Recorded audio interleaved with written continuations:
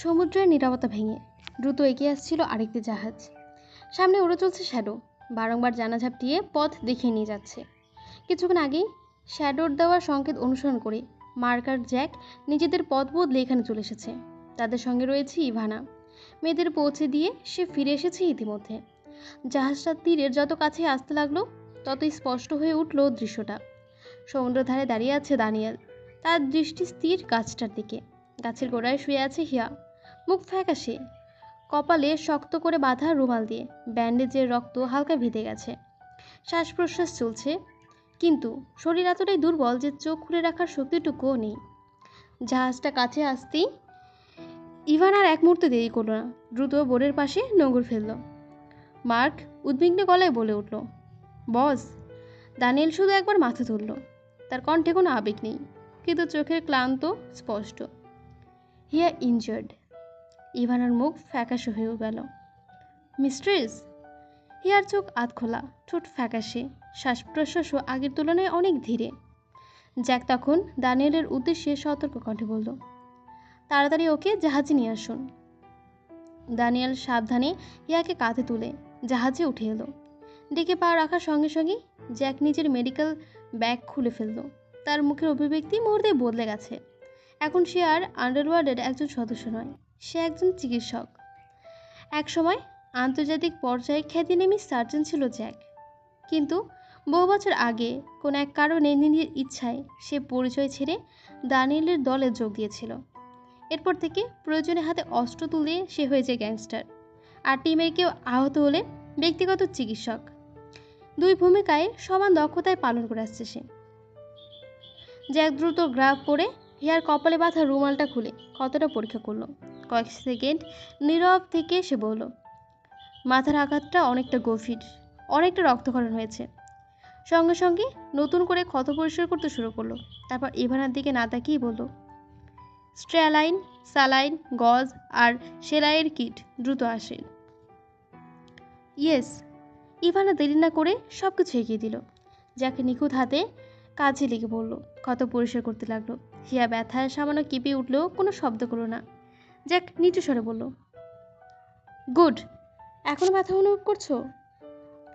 Danijel পুরো সময়টা here দিকেই এক দৃষ্টিতে তাকিয়ে রইল। তার চোখে সেই ঠান্ডা কঠোরতা থাকলো। টিমের সবাই বুঝতে পারছিল এই মুহূর্তে তার সবচেয়ে বড় যুদ্ধ কোনো শত্রুর সঙ্গে নয়, হিয়াকে সুস্থ রাখার সঙ্গে। এদিকে লন্ডনের 5 তারকা বিলাসবহুল লাক্সারি হোটেলের একটি ব্যক্তিগত প্রেসিডিয়াস স্যুট, ভারী কাঠের টেবিলের ওপর রাখা ক্রিস্টালের গ্লাসটা প্রচণ্ড শক্তিতে ছুঁড়ে মারল আসাদ খান। ঝনঝন একটা শব্দ করে মুহূর্তের মধ্যে কাচের টুকরো ছড়িয়ে পড়ল পুরো ঘরে। তার চোখ দুটোর আগে রক্তিম হয়ে উঠেছে। সামনে মাথা নিচু করে দাঁড়িয়ে রয়েছে তার কিছু বিশ্বস্ত লোক। একজন কাপা গলায় বলল, বস, ভাইপার আমাদের পুরো অপারেশন নষ্ট করে দিয়েছে। আরেকজন দ্রুত যোগ করলো, গুদামে থাকা সব লোক মারা গেছে, যারা বেঁচে ছিল তারাও কে বেঁচে নেই। কথাটা শেষ হতেই আসাদ খানের চোয়াল শক্ত হয়ে উঠল। সে টেবিলে মুঠি আঘাত করে গর্জে উঠল, অসম্ভব। তার চোখে জ্বলছে দাউ দাউ করে আগুন। একটা মেয়ে আমার বছরের পর বছরে গড়ে তোলা সাম্রাজ্য আঘাত করবে। সে দাঁতে দাঁত চেপে বলল, ভাইপার। নামটা উচ্চারণ করতেই তার কণ্ঠে বীজ ঝরে পড়ল। ওকে আমি বেঁচে থাকতে দেব না। কক্ষে নেমে এলো চাপা নীরবতা। ঠিক তখনই পাশে দাঁড়িয়ে থাকা আরমান ধীরে ধীরে মাথা তুলল। তার চোখে স্পষ্ট বিস্ময়। ভাইপার? সে অবিশ্বাসে সুরে বলল, না, এটা হতে পারে না। কয়েক মুহূর্ত চুপ থেকে আবার বলল, সেটা কেন করবে? আরমানের চোখ এবার শুধু বিস্ময় নয়, দ্বিধা ফুটে উঠল।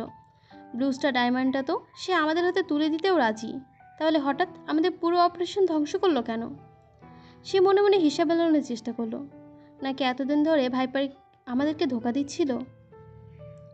তার ভেতরের প্রশ্নের পর প্রশ্ন জমতে লাগলো। শেষ পর্যন্ত সে মনে মনে একটা সিদ্ধান্ত নিল, না, অন্য কারো কথা শুনে সিদ্ধান্ত নেবে না। সে নিজেই ভাইপারের সঙ্গে দেখা করবে, নিজের চোখের দিকে তাকাতে চাইবে, জানতে চাইবে সে কেন ঘুরছে, সে আসলে কোন খেলাটা খেলছে। এদিকে আসাদ খান ঠান্ডা চোখে তার দিকে তাকালো। তুই এখনো ওকে হালকাভাবে নিচ্ছিস আরমান? সে ধীরে ধীরে নিচের সিটে বসলো। আজ ও আমার সাম্রাজ্যে আঘাত করেছে, একটু থেমে তার ঠোঁটে নিষ্ঠুর হাসি ফুটে উঠল। এবার আমি ওর জীবনে এমন আঘাত করব, যেটা থেকে ও কোনোদিন আর উঠে আসতে পারবে না। আসাদ খানের চোখে তখন শুধু প্রতিশোধের আগুন, আর আরমানের মনে তখন একটাই প্রশ্ন, ভাইপার তুমি আসলে কার পক্ষে? কয়েক ঘন্টা পর টাওয়ার হাউসের আন্ডারগ্রাউন্ড অপারেশন রুমে একে একে উপস্থিত হলো দানিয়েলের পুরো টিম। মার্ক, জ্যাক, ইভানা, সবার শরীরের লড়াইয়ের ক্লান্তি চাপ স্পষ্ট, কিন্তু কারও চোখে স্বস্তি নেই। দানিয়েলের কনফার্মেশন টেবিলের সামনে দাঁড়িয়ে রয়েছে সবাই। তার সামনে রাখা ছিল সমুদ্রপথের ম্যাপ, বিভিন্ন বন্দর, শিপিং রুট আর নিরাপদ ট্রানজিট পয়েন্টের নকশা। সে সবার দিকে তাকিয়ে বলল, রিপোর্ট। মার্ক সামনে এগিয়ে এলো। বোটটা নিরাপদে আমাদের নিয়ন্ত্রণে আছে। অস্ত্র, অর্থ আর পুরনো চালান অক্ষত আছে। ইভানা কথা যোগ করে বলল, আমাদের লোকদের কোনো ট্র্যাকার বা বিস্ফোরণ পায়নি, আপাতত সব কিছু নিরাপদ। দানিয়েল কয়েক সেকেন্ড নিরাপদে ম্যাপের দিকে তাকিয়ে রইল, তারপর শান্ত গলায় বলল, এখন সবচেয়ে গুরুত্বপূর্ণ বিষয়, এই চালান দুবাইয়ের সার্পেন্ট হাউসে পৌঁছাবে কী করে? মার্ক ম্যাপের ওপর একটি সমুদ্রপথ দেখিয়ে বলল, আমরা যদি সরাসরি দুবাইয়ের দিকে যাই, আসাদের লোকজন সহজেই রুট ধরে ফেলবে। জ্যাক মাথা নেড়ে সম্মতি বোঝায়, শুধু আসাদ না, কোস্টগার্ড, কাস্টমস, এমনকি প্রতিদিত্ব সিন্ডিকেটের নজর রাখতে পারে। দানিয়েল ঠান্ডা করে বলল, তাই সরাসরি কিছু করা যাবে না। সে ম্যাপে আঙুল রেখে আরেকটি আলাদা রুট দেখালো। চালান ভাগ হবে, অস্ত্র এক রুটে, নগদ অর্থ অন্য একটা রুটে। আর সবচেয়ে গুরুত্বপূর্ণ প্রমাণ, সে নিজের পকেট থেকে পেন ড্রাইভটা বের করলো, এটা আমার কাছে থাকবে। মার্ক জিজ্ঞাসা করলো, বস তাহলে বাকি মাল? দানিয়েল শান্তভাবে উত্তর দিল, 3টি বিভিন্ন পরিচয়ে 3টি আলাদা কার্গো হিসেবে পাঠানো হবে। কেউ বুঝতে পারবে না এগুলো একই চালানের অংশ। ইভানা হালকা হেসে বলল, যদি ধরা পড়েও? দানিয়েল আর কথা শেষ করার আগেই বলল, বাকি দুটো নিরাপদে পৌঁছে যাবে। কক্ষে সবাই সম্মতিসূচক মাথা নাড়ায়। ঠিক তখনই দানিয়েল চোখ চলে গেল কাচের দেওয়ালের ওপরে থাকা মেডিকেল রুমের দিকে। সেখানে জ্যাকের চিকিৎসার পর হিয়া গভীর ঘুমে অবচেতন হয়ে শুয়ে আছে। দানিয়েল কয়েক সেকেন্ড তাকিয়ে থেকে নিচু গলায় বলল, এই অপারেশনের দ্বিতীয় ধাপ শুরু হবে, কিন্তু তার আগে হিয়াকে সম্পূর্ণ সুস্থ হতে হবে। তার কণ্ঠে কোনো আবেগ ছিল না, তবু টিমের প্রত্যেকেই বুঝতে পারল এই মিশনে সবচেয়ে বড় দায়িত্ব এখন দানিয়েলের কাছে, একজন মানুষকে সুস্থ করে তোলা। অন্যদিকে হায়ার্স ম্যানশনের 2য় তলায় নিজের প্রশস্ত কক্ষে বিছানায় আতশোয়া অবস্থায় ছিল মায়া। হঠাৎ করে তার পেটে তীব্র ব্যথা শুরু হওয়ায় দ্রুত কয়েকজন ডাক্তারকে ডেকে আনা হয়। গুরুত্বপূর্ণ পরীক্ষা নিরীক্ষার পর ডাক্তার আশ্বস্ত করে বলল, ভয়ের কিছু নেই, সম্ভবত খাওয়ার কারণেই পেটের সমস্যা হয়েছে। আমি কিছু ওষুধ লিখে দিচ্ছি, নিয়ম মতো খেলে ঠিক হয়ে যাবে। কথা শেষ করে ডাক্তার কক্ষ থেকে বেরিয়ে যেতেই চারপাশটা নীরব হয়ে গেল। মায়ের বিছানার পাশে বসে ছিল লিওন, আর একটু দূরে দাঁড়িয়ে ছিল অ্যামেলিয়া। মায়া ধীরে ধীরে লিওনের দিকে তাকিয়ে নিচু স্বরে বলল, লিও ভাইয়া। মায়ের চোখ ভিজে উঠল। আমি আমি কিভাবে সারা জীবন বিছানায় শুয়ে থাকবো? প্রশ্নটা শুনেই লিওনের চোখ নরম হয়ে এলো। সে মায়ের হাতটা আলতো করে ধরে নিজের হাতে দৃঢ় কণ্ঠে বলল, কখনোই না। একটু থেমে আবার বলল, লন্ডনের সেরা অর্থোপেডিক সার্জন দিয়ে তোর পায়ের সার্জারি করানো হবে, যাই লাগুক আমি করব। তুই আবার নিজের পায়ে হাঁটতে পারবি। মায়ের চোখে আশার ঝিলিক ফুটে উঠল। লিওন হালকা এসে বলল, আরেকটা খবর আছে। কি? কাল থেকে তুই কলেজেও যাবি। প্রিন্সিপালের সঙ্গে আমার কথা হয়েছে, সব ব্যবস্থা করা হয়ে গেছে। মায়ের বিস্ময়ে তাকিয়ে রইল। লিওন আবার বলল, কলেজটা যেহেতু হায়ার্স ম্যানশন থেকে খুব বেশি দূরে নয়, তাই প্রতিদিন আমি নিজেই তোকে কলেজে পৌঁছে দেবো, আর ক্লাস শেষ হলে তোকে নিয়ে আসার জন্য গাড়ি পাঠিয়ে দেব। মায়ের চোখ বেয়ে আনন্দের অশ্রু গড়িয়ে পড়ল। ধন্যবাদ লিও ভাইয়া। লিওন স্নেহ ভরে তার মাথায় হাত রেখে বলল, ধন্যবাদ দেওয়ার দরকার নেই, তুই শুধু বিশ্বাস রাখ, এই বিছানায় তোর জীবন শেষ হয়ে যায়নি। সামনে তোর জন্য আরও অনেক সুন্দর দিন অপেক্ষা করছে। রাতের বেলায় লন্ডনের আকাশ তখন গভীর অন্ধকারে ঢেকে গেছে। শহরের অসংখ্য আলো দূর থেকে ঝলমল করছে। হায়ার্স ম্যানশনের বিশাল ডাইনিং হল ঝাড়বাতি সোনালে আলোয় আলোকিত। দিনের ব্যস্ততা শেষে পরিবারের সবাই রাতের খাবারের টেবিলে একত্র হয়েছে। টেবিলের প্রধান আসনে বসে আছে আর্থার হায়ার্স, তার ডান পাশে লিওন, পাশে রুদ্রনীল। অন্যদিকে বসে আছেন লিওনের মা অ্যামেলিয়া মায়া। কিছুক্ষণ নীরবে খাবার চলার পর আর্থার হায়েস কাঁটা চামচ নেমে লিওনের দিকে তাকালো। লিওন, একটা কথা ছিল। জি ড্যাড। আর্থার হায়েস শান্ত গলায় বলল, তোমার আর মায়ের বিয়েটার বিষয়টা কতদিন পিছিয়ে রাখবে? আগেরবার যা হয়েছে সেটা দুঃখজনক, কিন্তু জীবন তো থেমে যায় না। এবার অন্তত বিয়ের কথাটা ভেবে দেখো। পুরো টেবিল নিস্তব্ধ হয়ে গেল। লিওন ধীরে ধীরে গ্লাসটা নামিয়ে বাবার দিকে তাকায়। ড্যাড, একবার বিয়ে করতে গিয়ে একটা ভয়ঙ্কর ঘটনা ঘটেছে। আমি আর সেই ভুল দ্বিতীয়বার করতে চাই না। তার কণ্ঠে ধীরে ধীরে কঠোরতা নেমে এলো। ভাইপারের কেস শেষ না হওয়া পর্যন্ত আমি বিয়ের কথা ভাবছি না। প্লিজ, এখন এই বিষয়টা আর তুলবে না।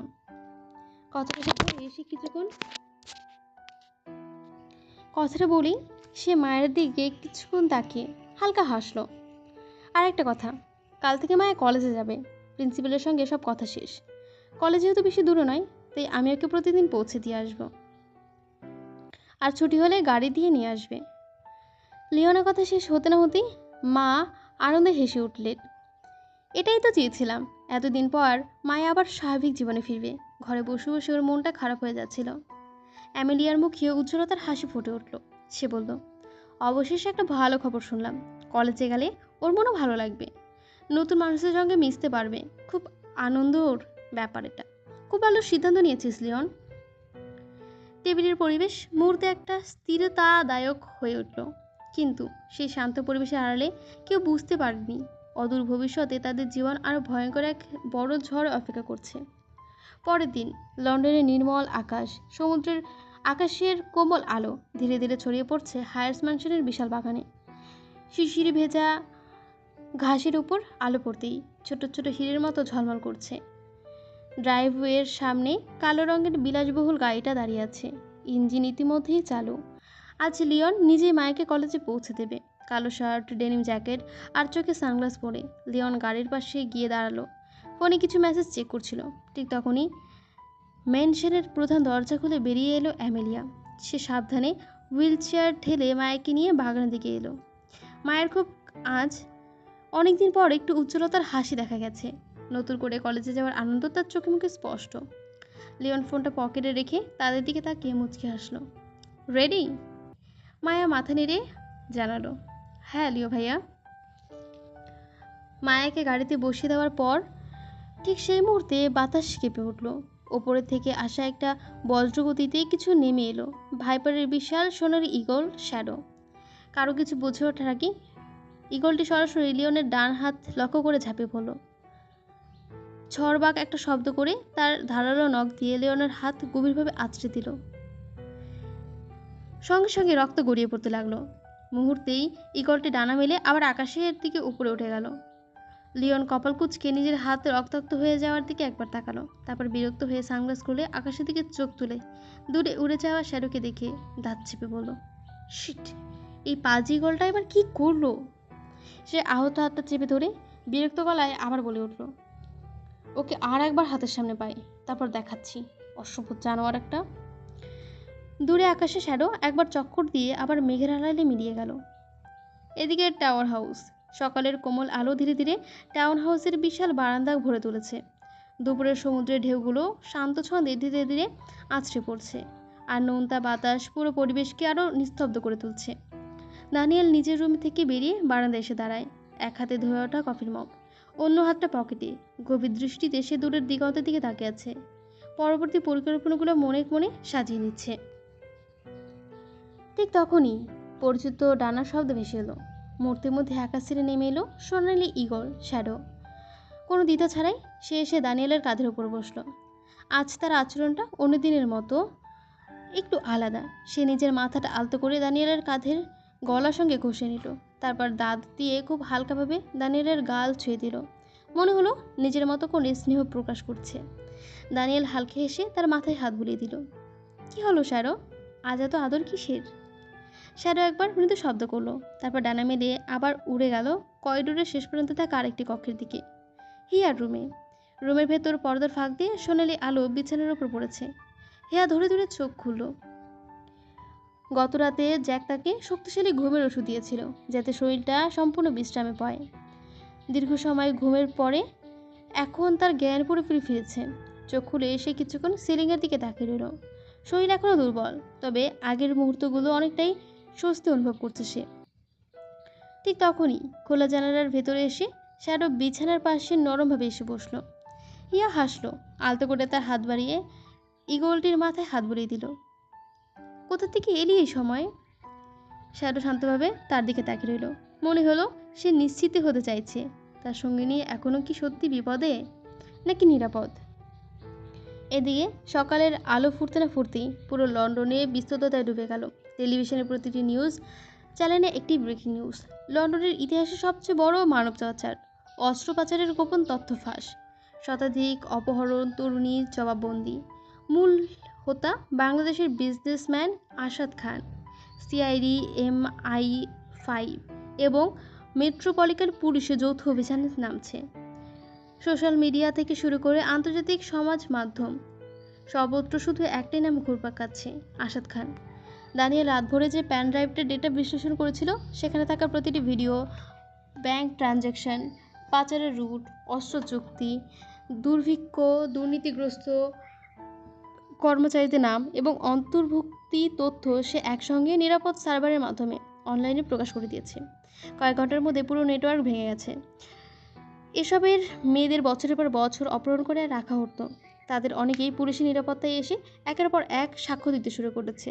কারো চোখে অশ্রু, কারো কণ্ঠে ভয়, কিন্তু সবার বক্তব্য একটাই, এই সব কিছুর গোপনে রয়েছে আসাদ খান। ফলাফল, পুরো লন্ডন জুড়ে রেড অ্যালার্ট জারি হয়ে গেছে। Metropolitan police, CID, intelligence unit সবার আসাদ খানকে গ্রেপ্তারের জন্য শহরের প্রতিটি সম্ভাব্য জায়গায় নজরদারি শুরু করেছে। অপরদিকে লন্ডনের সেই বিলাসবহুল হোটেলের প্রেসিডেন্সিয়াল শ্যুটে বসে আছে আসাদ খান। তার সামনে টেলিভিশন স্ক্রিনে একের পর এক নিউজ ভেসে উঠেছে। প্রতিটি সংবাদ তার সাম্রাজ্যের পতনের ঘোষণা। রাগে তার চোয়াল শক্ত হয়ে গেছে। হাতে ধরা ক্রিস্টাল গ্লাসটা মুহূর্তে ছিন্ন বিচ্ছিন্ন হয়ে মেঝেতে পড়ে গেল। ভাইপার, সে দাঁত চেপে ফিসফিস করলো, তোকে আমি ছাড়বো না। এখন তার পক্ষে লন্ডন ছেড়ে বাংলাদেশে পালিয়ে যাওয়াও অসম্ভব। এয়ারপোর্ট, সমুদ্রবন্দর, সীমান্ত সর্বত্র তার ছবি পৌঁছে গেছে। পুলিশের নজরদারি এড়িয়ে বের হওয়ার কোনো পথ নেই। আর এই সব কিছুর জন্য সে একমাত্র একজনকে দায়ী করছে, ভাইপার। তার চোখে তখন শুধু প্রতিশোধের আগুন। লন্ডন সিআইডি সদর দপ্তর। সকাল থেকে পুরো ভবনটা অস্বাভাবিকভাবে ব্যস্ত। বড় কনফারেন্স রুমের বিশাল স্ক্রিনে একের পর এক ছবি ভেসে উঠছে। ধ্বংস হয়ে যাওয়া গোদামঘর, পুড়ে যাওয়া বোট, ছড়িয়ে ছিটে থাকা লাশ, আর নিউজ চ্যানেলের লাইভ প্রচার। টেবিল ঘিরে বসে আছে লন্ডন সিআইডি অফিসার, সিনিয়র অফিসাররা। সবার মুখে একটাই প্রশ্ন, ভাইপার আসলে কী করছে? একজন অফিসার ফাইল বন্ধ করে বলল, মোট 36টা লাশ উদ্ধার হয়েছে। আরেকজন সঙ্গে সঙ্গে যোগ করলো, সবাই সাদাত খানের লোক। রুমের কয়েক সেকেন্ড নীরবতা নেমে এলো। একজন সিনিয়র ইনভেস্টিগেটর ধীরে ধীরে বলল, যদি তথ্য ঠিক হয় তাহলে আসাদ খান তো ভাইপারেরই লোক হওয়ার কথা। আরেকজন ভ্রুকুচকে বলল, লোক না, আত্মীয়। শুনেছি আসাদ খান ভাইপারের চাচা। কথাটা শুনে সবাই একে অপরের দিকে তাকালো। পুরো ঘটনা একইভাবে কোনোভাবে মিল হচ্ছে না। তাহলে ভাইপার নিজের লোককেই কেন শেষ করবে? নিজের চাচার সাম্রাজ্য নিজে ধ্বংস করলো কেন? নাকি আন্ডারওয়ার্ল্ডের ক্ষমতার লড়াই শুরু হয়েছে? একের পর এক একটা প্রশ্ন ছুড়ে দেওয়া হলো, কারো কাছে কোনো উত্তর নেই। ঠিক তখনই আরেকজন অফিসার দ্রুত ভেতরে ঢুকে একটি রিপোর্ট টেবিলে রাখলো। স্যার, ঘটনাস্থলে পুরো এলাকা আবার তল্লাশি করা হয়েছিল। এবার দৃষ্টি তার দিকে ঘুরে গেল। লাশ পাওয়া গেছে, কিন্তু অস্ত্রের চালান নেই। সে আরেকবার ফাইল খুলে বলল, নগদ টাকাও নেই। এমনকি ব্ল্যাঙ্ক মার্কেটের জন্য প্রস্তুত করা মূল্যবান মালামালগুলোর কোনো চিহ্ন নেই। রুমে আবারও নীরবতা ফিরে এলো। একজন অফিসার ধীরে ধীরে বলল, মানে কেউ এসব সরিয়ে দিয়েছে? সিনিয়র অফিসার চেয়ারে হেলান দিয়ে গভীরে বলল, সবচেয়ে সম্ভাব্য ব্যক্তি একজনই। স্ক্রিনে ভেসে ওঠা আরেকটি ছবির দিকে তাকালো, ভাইপার। আস্তে যে লোকদের হত্যা করা হয়েছে তার অস্ত্র, টাকা, পুরো চালান নিজের দখলে নিয়ে নিয়েছে। আরেকজন মাথা নাড়ল, এটাই যদি সত্যি হয় তাহলে এখন লন্ডনের সবচেয়ে বিপজ্জনক অপরাধী শুধু আসাদ খান নয়। সে থেমে কণ্ঠে গভীরতা নিয়ে বলল, ভাইপারও। কনফারেন্স রুমে আবারও চাপা নিস্তব্ধতা ও উত্তেজনা ছড়িয়ে পড়ল। কারণ এখন সিআইডির ধারণা আসাদ খানের সাম্রাজ্যের আঘাত হেনে তার সমস্ত সম্পদ দখল করে নিয়েছে ভাইপার। কিন্তু কেউ জানে না এই ঘটনার পেছনে আসলে লুকিয়ে আছে আরও বড় একটা সত্য, যা এখনও তাদের অজানা। Imperial college of London. সকালে নরম রোদে পুরো ক্যাম্পাস মুখরিত। চারিদিকে শিক্ষার্থীদের ব্যস্ত আনাগোনা। কেউ ক্লাসে যাচ্ছে, কেউ বন্ধুদের সঙ্গে আড্ডা মেতে আছে। ঠিক তখনই কলেজের সামনে এসে থামলো একটি কালো বিলাসবহুল গাড়ি। গাড়ি থেকে নামলো লিওন। তারপর খুব সাবধানে গাড়ির দরজা খুলে মায়ের হুইল চেয়ার বের করলো। এক হাতে হুইল চেয়ার ধরে অন্য হাতে মায়াকে সামনে বসিয়ে নিল। দৃশ্যটা দেখে আশপাশে অনেক শিক্ষার্থী অবাক হয়ে তাকিয়ে রইল। কেউ ফিসফিস করে বলল, এটা তো সিআইডি অফিসার লিওনার্দো হায়ার্স। নিজে মায়াকে কলেজ পর্যন্ত পৌঁছে দিয়ে এসেছে। লিওন এসবের দিকে একবারও তাকালো না। ধীরে ধীরে হুইল চেয়ার ঠেলে মায়াকে তার ক্লাসরুমে পৌঁছে দিয়ে গেল। ক্লাসরুমে ঢুকতেই মায়ার কয়েকজন ঘনিষ্ঠ বান্ধবী ছুটে এলো।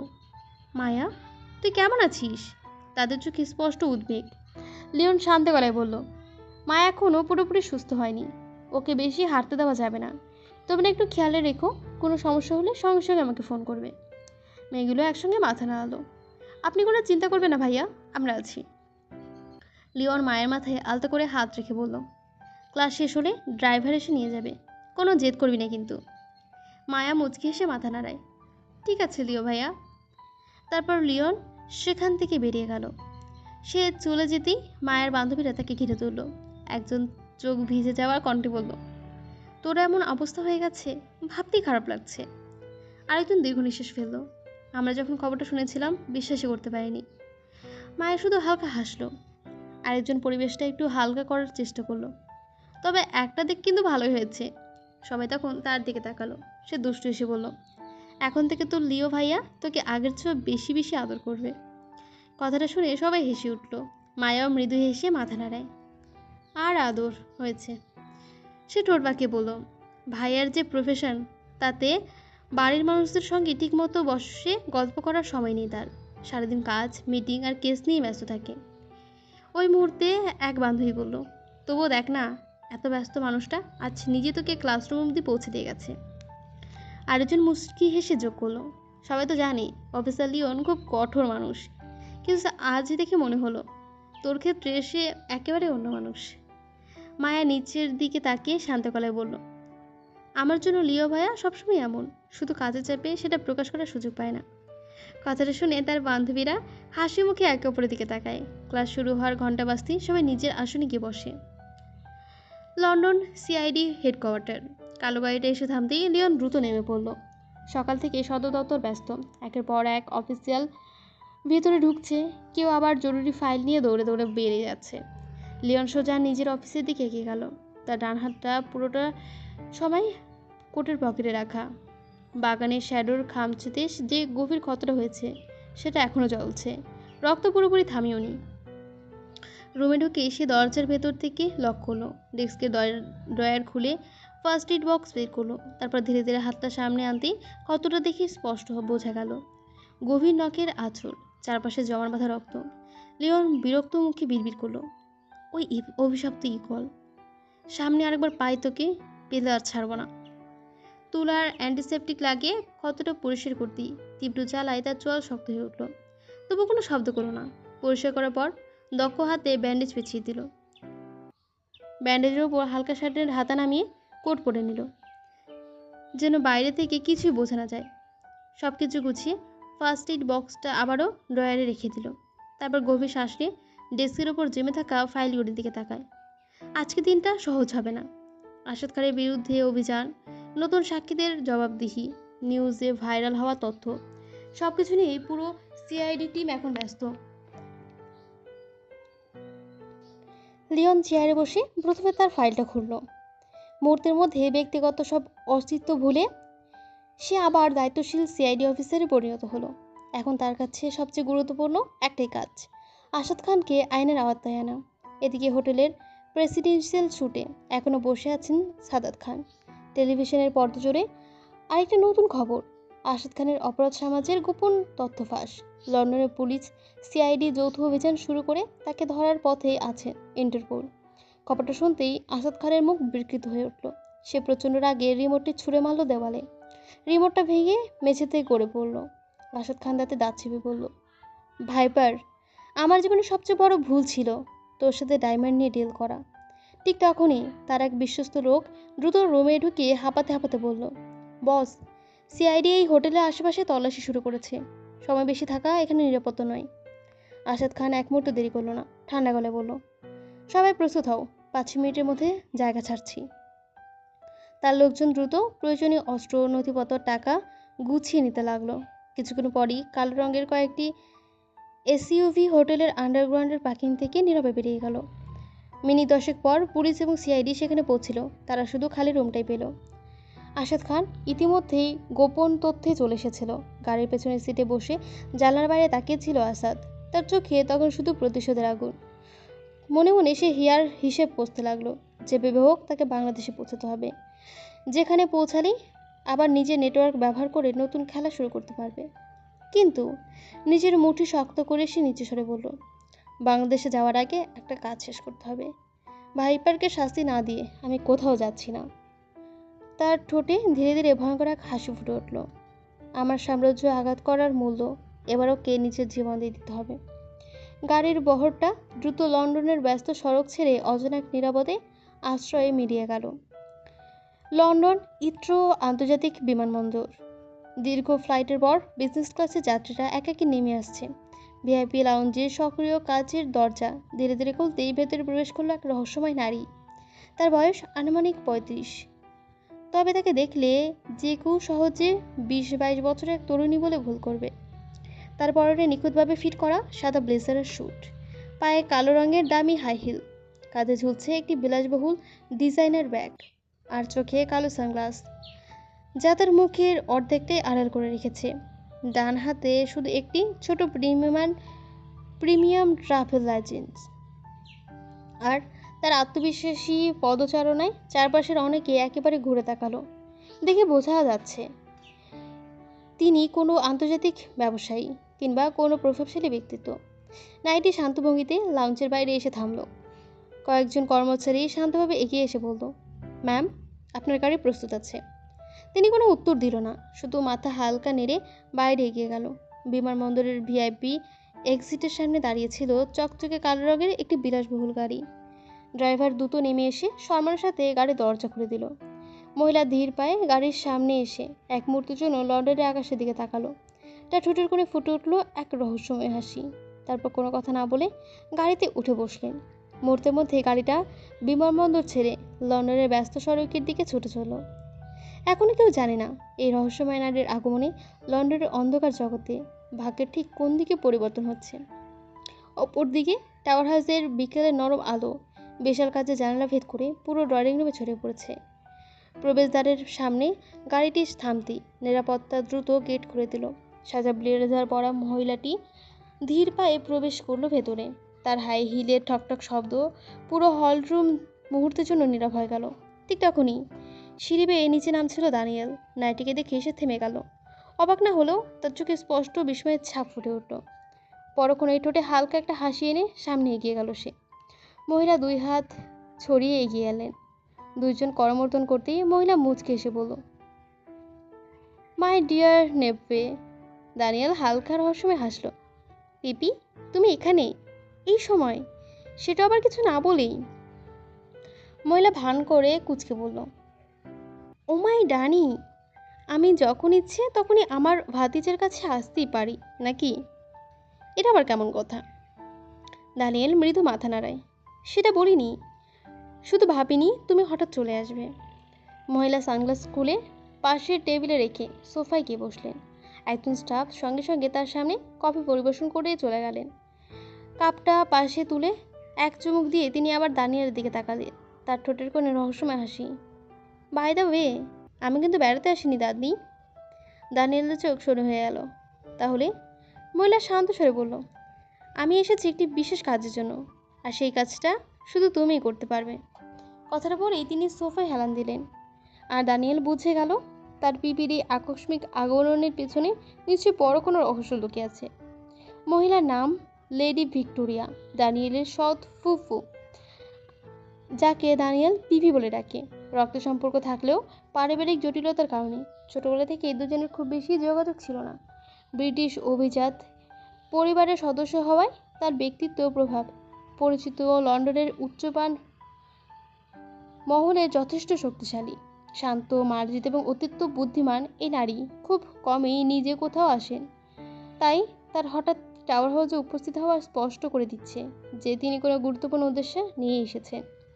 ঠিক তখনই টাওয়ার হাউসের ড্রয়িং রুমে একে একে এলো মার্ক, ইভানা, জ্যাক এবং সবশেষে হিয়া। ভিক্টোরিয়াকে দেখি সবাই ভদ্রভাবে মাথা নত করে সম্মান জানান। Good afternoon ma'am. ভিক্টোরিয়া উঠে দাঁড়ালো সোফা ছেড়ে, তারপর হালকা মাথা নাড়ল। এদিকে হিয়া, সে নির্বিকার মুখে দাঁড়িয়ে রইল। মনে হলো সামনে কে দাঁড়িয়ে আছে তাতে তার বিন্দুমাত্র আগ্রহ নেই। ভিক্টোরিয়া ভ্রু তুলে দানিয়েলের দিকে তাকালো। দানি, এই মেয়েটা তো দেখছি আগের মতোই আছে, কাউকে সম্মান দিতে শেখেনি এখনো। একটু থেমে তীক্ষ্ণ দৃষ্টিতে হিয়ার দিকে তাকালো, দানিয়েলের উদ্দেশ্য করে বলল, এখনো তোমার জীবনে আছে? কিভাবে এই মেয়েটা? দানিয়েল শান্ত গলায় বলল, ও আমার টিমের একজন। কথাটা শেষ হওয়ার আগে হিয়া দুই হাতে বুকের ওপর ভাঁজ করে ধীর পায়ে এসে সোফায় বসলো। পকেট থেকে সিগারেট বের করে ঠোঁটে গুঁজে আগুন ধরায়। ধোয়া ছেড়ে নির্বের কণ্ঠে বলল, টিমের একজন না। সে দানিয়েলের দিকে আবার তাকিয়ে ঠোঁট বাঁকালো। Team leader. ভিক্টোরিয়ার ঠোঁটেও হালকা হাসি ফুটে উঠল। তিনি ধীরে ধীরে হিয়ার সামনে এসে দাঁড়ালেন।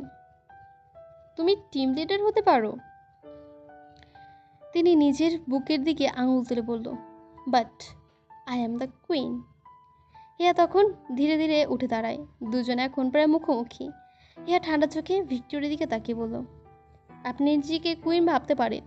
তার ঠোঁটে ব্যঙ্গের হাসি ফুটল। কিন্তু আসলে আপনি কুইন বি। ভিক্টোরিয়ার চোখ সরু হয়ে এলো। হিয়া একটুও না থেমে বলল, কুইন বি মানে জানেন তো? সেই রানী মৌমাছি যে নিজের মৌচাকে শত শত পুরুষ মৌমাছির সাথে সঙ্গম করে একই মুহূর্তে। পুরো কক্ষে নীরবতা বরফের মতো ঠান্ডা হয়ে গেল। ভিক্টোরিয়ার মুখ রাগে লাল হয়ে উঠল। You bloody bitch! রাগে হাত তুলে হিয়াকে চড় মারতে গেলেন তিনি, কিন্তু তার আগে হিয়ার গালে পৌঁছানোর আগে দানিয়েল শক্ত করে তার কবজিটা ধরে ফেলল। পিপি! দানিয়েলের কণ্ঠ এবার আগের চেয়েও কঠিন। আস্তে না আস্তে এসব কী শুরু করলে? ডাইনিং রুমের ভারী পরিবেশটা তখনও কাটেনি। ভিক্টোরিয়ার হিয়ার কথা লড়াই, সবাই নীরব হয়ে বসে আছে। মার্ক, ইভানা, জ্যাক কেউই মুখ খুলছে না। দানিয়েল বুঝতে পারছে বিষয়টার অন্যদিকে নেওয়া দরকার। সে ধীরে ধীরে সোফায় গিয়ে বসলো। তারপর ভিক্টোরিয়ার দিকে তাকিয়ে শান্ত গলায় বলল, ঠিক আছে পিপি, এবার বলো কী কাজে এসেছো? ভিক্টোরিয়া কফির কাপটা টেবিলে নামিয়ে রাখলো, একবার তাকালো চারদিকে, তারপর নিচু স্বরে বলল, আমি তোমার সাথে কিছু একান্তে কথা বলতে চাই দানি। দানিয়েল কোনো দ্বিধা না করে মাথা নাড়ল। তার দরকার নেই। সে পাশে দাঁড়িয়ে থাকা সবাইকে দেখে বলল, দে আর মাই ফ্যামিলি। এদের সামনে বলতে পারো। আমার এমন কোনো সিক্রেট নেই যারা এরা জানে না। ভিক্টোরিয়া কয়েক মুহূর্ত চুপ রইল, তারপর হালকা নিঃশ্বাস ফেলে বলল, ঠিক আছে, তাহলে এদের সামনে বলছি। তিনি ধীরে ধীরে উঠে দাঁড়ালেন, তারপর দানিয়েলের দিকে তাকিয়ে বললেন, তুমি জানো, তুমি শুধু আন্ডারওয়ার্ল্ডের একজন কিং নও, তুমি ব্রিটিশ রয়্যাল ফ্যামিলির একজন সদস্য, একজন রয়্যাল প্রিন্স। কক্ষের উপস্থিত সবাই মনোযোগ দিয়ে তার কথা শুনছিল। ভিক্টোরিয়া আবার বলল, ব্রিটিশ রয়্যাল সার্কাসের আরেকটি প্রভাবশালী রয়্যাল পরিবারের একজন রয়্যাল প্রিন্সের সঙ্গে তোমার বিবাহর প্রস্তাব এসেছে। তিনি একটু থেমে আবার বলল, এটা শুধু একটা বিয়ে নয়, দুই রয়্যাল পরিবারের মতো একটা রাজনৈতিক এবং ব্যবসায়িক জোট। এই জোট হলো মধ্যপ্রাচ্যের বিশাল ব্যবসায়িক নেটওয়ার্ক।